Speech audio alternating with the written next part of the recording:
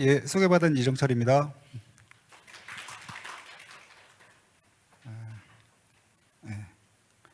예, 제가 말씀드릴 주제는 조선시대 재상 이원익의 관직 활동이라는 제목으로 이제 발표를 시작을 하겠습니다. 조선시대 재상이라 그러면 이게 되게 범위가 넓습니다. 아주 이제 엄격하게 보면은 그러니까 종이품 이상, 종이품이면 참판이죠. 그러니까 육조의 두 번째, 그러니까 판서 참판 이렇게 되니까 참판 이상 고위 관직자들이 포함되는데 그 위에는 이제 판서급이 있고 또 그 위에 정습급이 있고, 그래서 재상의 최소 범위는 삼정승이죠. 그래서 이 조선시대의 정승을 역임한 사람은 모두 360여 명 정도 됩니다. 그러니까 조선이 500년이나 지속된 왕조라는 거에 비교해 보면 360명이라는 숫자는 작은 숫자는 아니지만 조선시대의 전체 지속 기간을 보면은 사실 상당히 적은 숫자죠.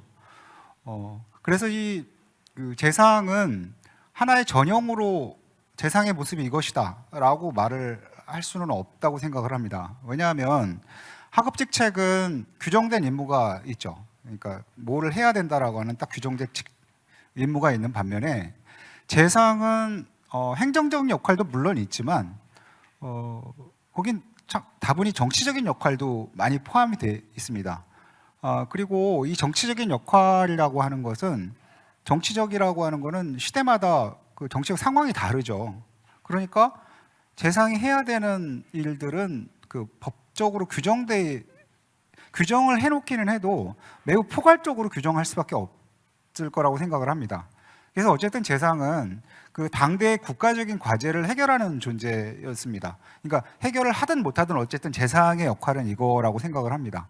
그래서 재상은 해당 시기 상황에 따라서 활동이 대단히 달라졌고, 사실 이거는 조선 초부터 그랬다고 생각을 합니다. 정도전이 처음에 조선을 디자인할 때 재상 총재론이라고 하는 거를 중심으로 했고, 그 이후로 조선은 전통적으로 보면 재상과 언관의 이렇게 두 축을 중심으로 국가를 운영하는 것을 아주 법적으로 혹은 암묵적으로 그런 생각을 하면서 운영을 해왔기 때문에 재상은 조선왕조 정치의 핵심이고, 사실 우리가 조선시대 연대기, 대표적으로는 실록이죠. 실록의 얘기는 사실 따지고 보면 거의 왕과 재상에 대한 얘기입니다. 따지고 보면. 그래서 이제 재상의 역할이 뭐냐를 얘기하기가 굉장히 어려운데, 그래서 저는 이원익이라는 인물을 재상의 여러 면모 중에 적어도 어떤 한 면모를 드러내기에 적합한 대상이라고 생각을 했습니다. 왜냐하면 이분은 1547년에 태어나서 1634년에 사망을 했기 때문에 굉장히 긴 생애를 살았습니다. 1547년이면 이보다 불과 11년밖에 나이가 적지 않습니다. 그러니까 이 시대의 사람이죠. 근데 이분이 병자호란이 나기 얼마 전에 돌아가셨으니까 굉장히 긴 시간을 지냈고, 그 다음에 특히 이렇게 긴 시간을 지냈을 뿐만 아니라, 긴 시간을 재상을 했을 뿐만 아니라 재상 재임 기간에 굉장히 많은 일들이 벌어졌습니다. 그러니까 임진왜란이 났을 때 이미 재상이었고요. 그래서 40년이 넘는 기간 동안에 전현직 재상으로 있었습니다. 그러니까 이 기간 동안에 계속해서 재상을 한 건 아니죠. 중간에 몇 년씩 빠지기도 하고 귀향도 가고 그랬지만, 사실은 귀향을 가거나 집에 물러나 있을 때조차도 이 사람의 어떤 정치적인 위상이라고 하는 것이 계속 유지가 됐기 때문에 이렇게 한 40년 정도의 국가가 어려울 때 재상을 지냈던 어떤 경력, 이런 걸로 봤을 때 재상의 한 면모를 포착하기에 적절한 대상이라고 생각을 했습니다. 근데 우리가 사실 이 조선왕조실록이나 다른 연대기를 보면 대부분 다 재상 얘기인데, 사실 우리가 재상이 뭐 하는 사람이냐라고 그랬을 때 좀 막연합니다. 그래서 이 재상을 어떻게 접근해 들어가야 할까 하는 거 참 막연한데, 근데 이제 이원익 같은 인물은 이게 이제 그 목릉선세라고 하죠. 이렇게 선조 때 엄청나게 많은 인물들이 등장을 하는 걸 일컬어서 부르는 말인데, 이 목릉선세에 오래 재상을 했는데 그의 어떤 점이 동시대인들에게 높이 평가받았는지를 정확히 잘 모릅니다. 그러니까 이원익이 이렇게 승진하는 과정들을 보면 분명히 누군가에 의해서 이렇게 추천을 받아서 계속 올라가고 또 임금으로부터 높은 평가를 받았는데, 그래서 그 많은 인물들 중에 굉장히 인정받는 인물이었음에도 불구하고 그의 어떤 면이 인정을 받았는지를 우리가 잘 알고 있지 못합니다. 그래서 사실 우리가 따지고 보면 조선시대에 있었던 사건들이나 또 인물, 또 대표적인 제도나 법전 내용들에 대해서는 그래도 어느 정도씩은 알고 있습니다. 잘 모르면 뭐 네이버나 다음을 찾아보면 되죠. 거기 보면 기초적인 내용들은 알고 있는데, 근데 사실 더 중요한 거는 조선 사회가 전체로서 어떻게 작동을 했고, 그 다음에 그 무엇을 지향했고, 더군다나 중요한 거는 그 지향했던 그것들이 현실에서 어떻게 영향을 미치고 있는지 하는 것들을 사실 우리는 이렇게 정확하게 그냥 막연히 어떤 것일 것이다라는 생각은 다 하고 있는데, 그게 무엇인지 정확히 이렇게 짚어내기는 좀 애매한 게 사실입니다. 그래서 제가 생각할 때는 우리가 이해하지 못하는 그 공간에 이원익의 활동이 담겨 있는 것이 아닌가. 그래서 이원익의 관직 생활을 봄으로써 이원익만을 이해하는 것이 아니라 그가 활동했던 시대에 우리가 미처 명확하게 이해하지 못하고 있는 부분들을 조금 조명해 볼 수 있는 기회를 제공해 줄 수 있을 것이다 라고 하는 일종의 작업 가설을 가지고 한번 정리를 해봤습니다. 재상 이전의 이원익은 뭐 잘 알려져 있듯이 그 태종의 군 왕자인 익령군 그 치가 이제 고조부 되고요. 그 증조가 그 수총군 정은인데, 이분은 어디에도 나오냐면요, 그 추강냉화라고 하는 그 남효원이 가장 가깝게 어울렸던 몇 사람 중에 한 사람입니다. 이 사람은. 그리고 이때도 역시 이 시대에 가장 검은고를 잘 켰던 사람이고, 집안 대대로 이렇게 검은고를 굉장히 잘했고, 이원익도 검은고를 상당히 잘 켰다고 합니다. 그래서 이제 할아버지는 청기군, 그다음에 아버지는 함청군, 그리고 처음으로 이제 이원익 때 와서 친진, 그러니까 이 앞대 4대는 그 군호가 내려오면서 그 문과를 볼 수 없죠. 이거는 정치인이 정치에 개입하는 거를 차단하기 위해서 조선왕조가 가지고 있었던 규정이고요. 거기서 이제 처음 벗어난 인물이 이원익입니다. 근데 이 이원익과 같은 인물들이 또 이원익만 있었던 게 아니고요. 우리가 이름을 알고 있는 사람만 이렇게 꼽아봐도 이수광이나 이경연이나 이경석 같은 인물들, 굉장히 그 시대의 중요한 인물들, 중요한 재상들이었죠. 이 사람들이 다 왕실의 후예들이었는데,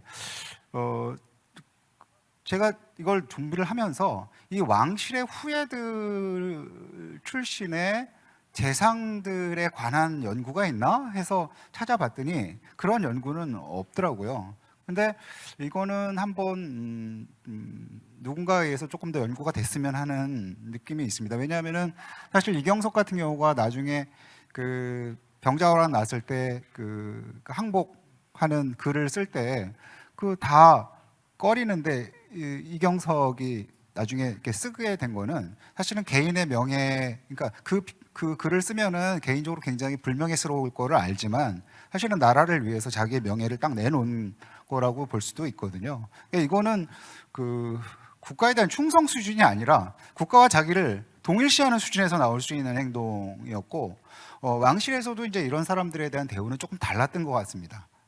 근데 이제 구체적인 연구가 없기 때문에 사실은 이 친진이 된 그 전주이씨 가문들의 이 재상들에 대해서는 아직은 연구가 많지 않습니다. 그다음에 이제 입사 이전에는 뭐 서울에서 현 종로구 동숭동 그쪽에서 태어났고요. 그다음에 동부학당에 입학했고, 성균관에 입학했고, 그래서 비교적 이른 나이에 25살 되던 해에 문과에 급제를 합니다. 상당히 똑똑했고 암기력이 좋았던 것 같습니다. 예. 이제 본격적인 관직은 선조 7년에 황해도 도사에 임명이 돼서 나가는데 9월달에 선조 7년 9월달에 임명이 됐고, 그 임명이 됐을 당시에 그 황해도 감사가 공석이었습니다. 그래서 한 달 늦게 율곡이가 황해도 관찰사로 부임을 해서 그 길지 않은 기간이었지만 같이 근무를 했고요. 그리고 이원익이 관직이, 그러니까 도사 직책에 있는 동안에 이원익 그 율곡이는 그 홍문관 부수찬으로 임명이 돼가지고 먼저 한양으로 오게 되는데, 와서 이 홍문관 부제학, 그러니까 이원익을 홍문록에 딱 올린 사람이 이입니다. 그러니까 이원익은 왜 자기가 홍문관 부제학, 홍문록에 올랐는지 처음에는 모릅니다. 그래서 나중에 이제 이가 올렸는데, 이는 이때 하는 말이 뭐냐면 일처리하는 솜씨가 볼만하고 재주가 있다, 딱 그렇게 얘기를 합니다. 그래서 이제 요 선조실록에 이거에 관한 글이 나오는데, 여러 도의, 이때가 이제 전국적으로 군적을 작성할 때였거든요. 그래서 여러 도의 일을 맡은 사람들 중에 어떤 이는 군적 작성을 너무 대충대충하고, 또 어떤 이는 너무 각박하게 해서 백성의 원망이 많았다. 황해도에서 만든 군종만이 최고로 일컬어지니 이원익은 이 일로 이름이 처음으로 드러났다. 이렇게 딱 명확하게 기록이 되어 있습니다. 선조 15년에 이제 동부승지, 그러니까 쭉 원관을 지내다가요, 선조 15년에 동부승지를 거치고 그 다음에 승진을 해서 우부승지가 되는데, 그 해 바로 이제 이 해가 선조 16년에 개미삼찬이 일어났던 해입니다. 그래서 그 동인 출신의 그 중요한 인물 세 사람이 그 북방으로 귀향을 갔고, 그거로 이제 그게 조정에서 당쟁으로 번지면서 사직을 하게 되고, 연이어서 다음에 이제 부친상이 나면서 이때 이제 관직에서 좀 떠나 있고요. 다시 돌아오는 거는 선조 20년에 평안도 안주목사 임명이 되면서 돌아왔는데, 비로소 이제 선조 수종실록에 보면 후일 그의 정송으로서의 명망은 바로 안주에서 기초되었다고 얘기할 정도로 뛰어난 행정적인 능력을 발휘합니다. 그리고 이때 돌아올 수 있었던 거는 당시에 평안도 감사가 윤두수였습니다. 그러니까 윤두수도 당대의 경세가로서 이름을 떨치던 인물이었거든요. 그래서 이 윤두수가 이원익을 아주 적극 추천을 하면서 처음으로 이제 재상직에 해당하는 형조 참판으로 승진해서 조정에 복귀를 했고, 이때까지 정해진 임기를 크게 넘기면서 안주목사로 근무를 했습니다. 그래서 나중에 보면은 목민심서, 이게 목민심서는 1821년에 처음 나오고 25년에 아마 보강이 돼서 나왔을 텐데, 그 목민심서에 보면은 이공상이라고 하는 단어가 등장합니다. 이게 뭐냐면 이원익 상공의 뽕나무란 뜻인데, 이 당시에 그 뽕나무가 없던 그 안주 지역에 이원익이 처음으로 뽕나무를 심게 해서 그 가계 경제에 크게 도움을 줬고, 이로부터 따지고 보면은 거의 200년 넘게 그 민생의 어떤 기초를 이루는 행정적인 조치를 취했음을 알 수 있습니다. 그리고 이제 돌아와서 임진왜란이 일어나는 다음 해까지 짧은 기간 동안에 그 판서들을 쭉 역임을 해서 이원익은 재상으로서 임진왜란을 맡게 됩니다.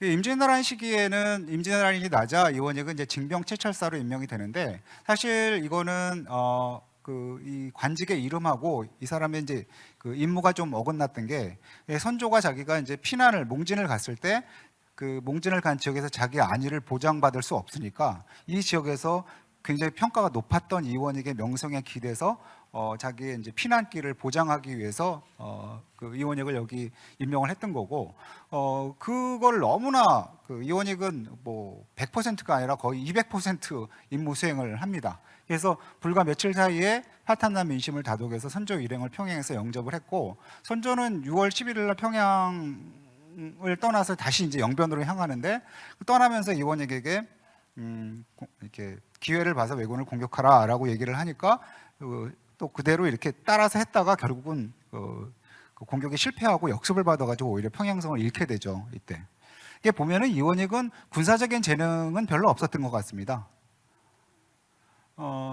근데 이원익이 정말로 놀라운 점은 뭐냐면 당시는 평상시 행정력에 전혀 작동할 수 없는 조건이었죠. 그런데 백성들의 사정을 살펴서 군량을 조달했고 당시에 그 명나라에서 그 들어왔던 명나라 군사가 4만 정도 됐는데 그 4만 명의 군량도 다 이원익이 제공을 했던 겁니다. 그리고 학교 이 전란 중에도 학교를 다시 세우고 병사를 모아서 정예군으로 양성을 했고 백성들을 보살펴 농사를 짓게 했고 심지어는 중국 장수들의 소요까지 이렇게 그 무마를 하는 솜씨를 보여줘서 이게 중요한 게 뭐냐면 이원익은 무너진 일상을 회복시켰습니다. 전쟁으로 무너진 일상을 회복시켜서 전쟁을 할 수 있는 기초 체력을 만드는데 아주 누구도 따라올 수 없을 정도의 탁월한 성과를 보였습니다. 그리고 나서 1595년에 이제 우의정으로 승진을 하는데 이건 조선 건국 이래에 그 관찰사에서 정승으로 바로 직행한 케이스는 이원익이 처음입니다. 그래서 우의정으로 승진을 하면서 동시에 그 삼도와 하삼도하고 강원도까지 포함한 4도 치찰사가 되는데 이 당시에 이원익이 여기 발령 이렇게 됐던 이유는 이제 이게 전선이 남쪽으로 쭉 내려가서 한양은 공격받지 않을 것 같은 확신이 들었는데 이게 이 삼남 아래쪽 지방 같은 경우에는 왜군들이 계속 주둔하고 있었기 때문에 이 전쟁 피해가 말도 못하게 커졌고 이게 그 민심 위반이 아주 극도로 심각해졌습니다. 그래서 이 당시에 이렇게 아주 이 지역을 관리하고 수습할 수 있는 그 적임자가 누구냐 해서 이원익이 모든 사람의 동의를 얻어서 결국 이 직책을 맡게 됐습니다. 그리고 이제 이원익은 이렇게 서울에 오자마자 바로 이제 사도 채찰사로 지방을 쭉 순시를 하는데 당시에 그 선조는 이수신을 뭐 잘 알려져 있듯이 별로 좋게 생각하지 않았죠. 그래서 이수신을 이렇게 대해서 매우 비판적이었는데 선조에 맞서서 이수신을 옹호했고 또 이성룡하고 진퇴를 같이 했습니다. 그러니까 이원익이 그 전쟁 중에 굉장히 선조에게 충성을 다했지만 사실은 그거는 어떤 개인으로서의 왕이 아니고 그 조선의 국왕에 대한 충성을 다했던 거고요. 그 이원익은 결코 이렇게 그 왕에게 맹목적으로 충성하는 인물은 아니었던 것이 이 당시에 이수신을 옹호하고 또 이성룡과 함께 정치적 진퇴를 같이 했던 모습을 통해서 이원익의 재상으로서의 면모를 또 한번 확인할 수 있습니다. 그래서 이수신이 나중에 그 선조 30년에 투옥이 됐을 때 상소를 3번이나 올려서 그 투옥을 반대하면서 그 유명한 말이 적이 두려워하는 것은 수군이고 수군이 믿는 사람은 순신입니다. 순신을 옮겨서는 안 되고 원균을 써서는 안 된다라고 아주 명확하게 얘기를 하고 있습니다. 그리고 이제 임진왜란 막바지에 유성룡이 결국은 그 낙향을 하자 그와 정치적인 진퇴를 함께 하면서 더 이상 선조의 조정에서는 벼슬을 하고 있지 않습니다. 그리고 광해군이 됐을 때 광해군이 그 왕위에 오르자 널리 알려진 대로 그 경기선해법을 주도해서 실시를 하게 됐는데 이 개혁을 주장한 것은 알려진 대로 그 광해군이라기보다는 사실은 이원익이었고요. 이원익은 임진왜란 중의 경험이 이걸 실시하는 아주 결정적인 단서가 됩니다. 그래서 사실은 이 모든 정책은 사실은 그 정책은 그에 상응하는 개인과 집단의 어떤 그 반복된 경험과 그 경험에 따른 감성이 녹아 있습니다. 모든 정책에는. 그래서 이 반복된 경험과 그 감성이라고 하는 것이 어디서 나왔느냐라고 했을 때 그거는 이제 전쟁 중에 이원익의 역할이라고 하는 부분, 전쟁 중의 경험 이런 부분들이 아주 크게 작용을 했다라고 판단을 할 수 있습니다. 인조대의 이원익은 이게 아이러니가 그 광해군대의 첫 번째 영의정이 이원익인데 그 광해군을 반정으로 물리치고 왕이 된 인조대의 첫 번째 영의정도 또 이원익이었다는 게 상당히 아이러니죠. 그런데 여기서 의문은 뭐냐면 젊은 서인들 중심의 인조반정 세력이 정치적으로 남인으로 인식된 이원익을 반정 후에 첫 번째 영의정으로 임명하는데 반대하지 않았던 이유는 뭘까 하는 의문도 생길 수가 있고 또 반정이 지나서 얼마 지나지 않아 사실 이원익은 굉장히 정치적으로 공격을 많이 받습니다.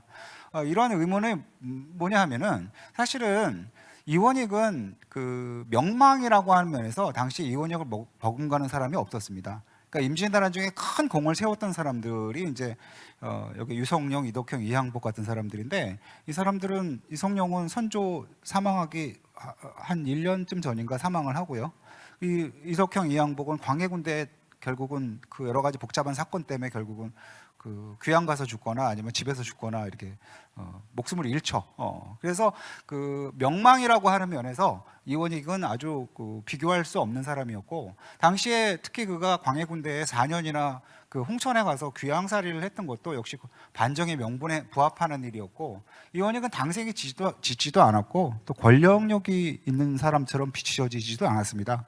그래서 서인의 입장에서는 이원익을 정치적으로 크게 부담스럽지 않은 사람이라고 생각했던 것이 아마도 그 첫 번째 영의정이 되는데 큰 부담이 없었던 거고, 동시에 이렇게 높은 명망이 실질적인 힘하고 비료하지는 않았습니다. 이 사람은 반정공신은 아니었으니까요. 이원익은 정치가보다는 유능하고 헌신적인 관료에 더 가까운 인물이었는데, 이제 결론을 말씀을 드리겠습니다. 재상의 관직 활동은 정치와 행정을 모두 포괄을 하는데, 이원익은 그 행정에는 탁월했지만 정치에 대해서는 그만 못하는 것처럼 보였던 인물입니다. 근데 정치에서 유능하다는 게 뭐냐라고 한번 생각을 해보면, 조정에서 강력한 정치 세력을 구축하고 임금에 대해서도 상당한 영향을 미칠 수 있다는 뜻으로 우리가 그냥 생각할 수가 있는데, 사실은 이원익은 그렇게 할 생각도 없었습니다. 이 사람의 한 행동을 보면. 근데 그러면 이원익은 정치적이지 않았느냐? 그렇지는 않습니다. 이원익은 그만의 방식으로 선조, 광해군, 인조에 대해서 상당한 영향력을 미쳤습니다. 예를 들어서 광해군대에 이원익은 재상으로 있으면서도 조정에 출근하지 않고 서울 집에 머무르면서 계속해서 사퇴 상소를 올렸죠. 이거는 사실은 정치적인 저항이었고요. 이거는 당시에 이원익과 매우 가까웠고, 나중에 그에 대해서 자료를 많이 남긴 택당 이식 같은 사람은 명확하게 지적을 하고 있습니다. 이원익은 괜히 상소를 올린 적이 없다. 이거는 그 사퇴 상소였지만 이거는 정치적으로 광해군에 대해서 압력을 행사하는 방식이었고, 그래서 그 임금들은 이원익이 일에 대한 탁월함과 헌신, 또 청렴 결백함, 나라에 대한 충성도를 잘 알고 있었고, 사실 이것이 왕들에게 이원익이 행할 수 있는 정치적인 압력의 역할을 했는데, 사실 따지고 보면 이원익의 이런 어떤 재상으로서의 역할이 조선왕조가 재상에게 기대하는 어떤 특징이 아니었는가라는 생각을 해봤습니다. 이상으로 발표를 마치겠습니다.